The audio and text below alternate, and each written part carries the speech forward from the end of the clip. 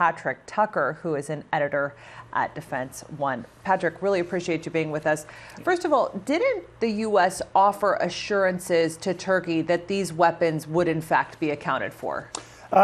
It did. The weapons problem is that they are accounted for in a bunch of different ways. And so what the Inspector General's office found is that not that the weapons probably made their way into the hands of people that they weren't intended to go to, but there might be a lot of duplication in some of the accounting. So it's possible that people that they were already giving these weapons to might have received more than they were supposed to. And so there might be some duplication of efforts. But right now, what the Inspector General's office is not saying is that these weapons were somehow delivered and then lost or fell into the hands of people that the U.S. wouldn't necessarily want to have them.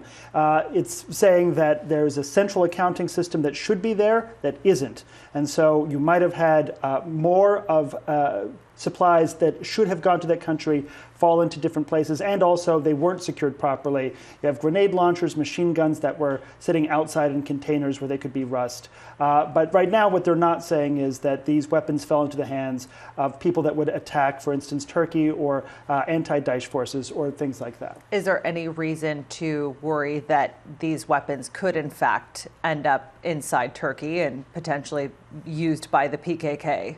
Well, there is reason to be concerned when the U.S. gives weapons, or any country gives weapons, to any rebel group that's involved in fighting for any purpose where you can't control the end state of that weapon. So it really brings into question the entire policy wisdom of giving weapons to groups that you then wouldn't be able to have an ongoing dialogue with, be able to audit their use of it. So this isn't necessarily the point at which that policy becomes something you would question. It's another example of that policy perhaps being something that you should have been questioning from the beginning. But it's not a dramatic escalation in that, I would say.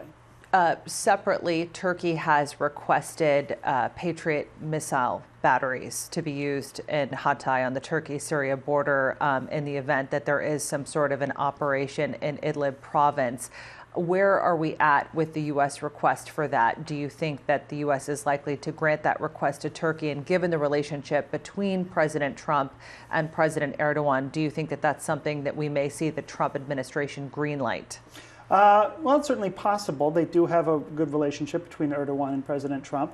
And there's a couple of different mechanisms through NATO by which Turkey might be able to acquire additional Patriot batteries for air and missile defense. In 2013, Turkey was able to get Patriot batteries because at that point the Syrian government was shooting Scud missiles, and so that posed a threat there. And through NATO, Turkey was able to acquire 2 batteries that are actually still in Turkey at Incirlik Air Force Base. So if they were able to get new ones, they would be a more modern version. They would be so-called PAC-3 as opposed to PAC-2. But through NATO or through the United States, there's actually a few different mechanisms by which they could acquire additional batteries on top of the 2 that are already there. So it's hard to say, but there's lots of avenues to get that Patriot missile into Turkey. Patrick Tucker, you know your stuff. Really appreciate you coming on. Thanks for that. Having me.